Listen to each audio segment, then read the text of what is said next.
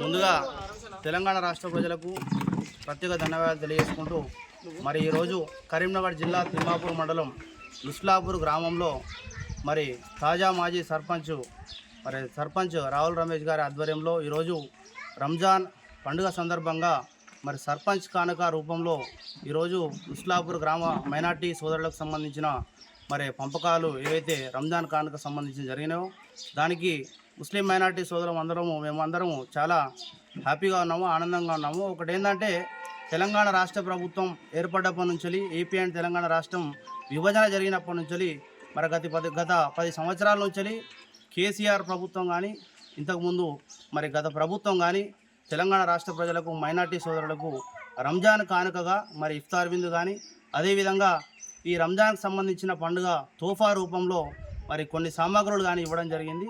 ఈ విధంగా మరి ప్రతి సంవత్సరాల నుంచి నడుచుకుంటూ వస్తుంది.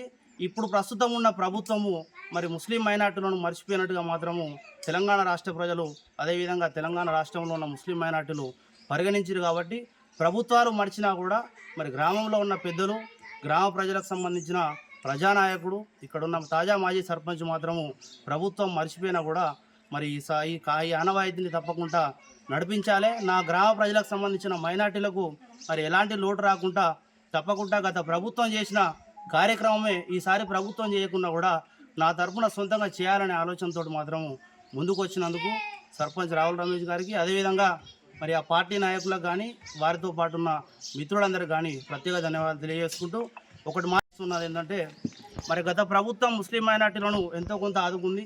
ఈ ప్రభుత్వము ముస్లిం మైనార్టీలను పూర్తిగా మర్చిపోయినట్టు మాత్రం తెలుస్తూ ఉంది. కాబట్టి ఖచ్చితంగా ముస్లిం మైనార్టీ సోదరులను మరి గత ప్రభుత్వం క్యాబినెట్లో కూడా అవకాశం కల్పించింది.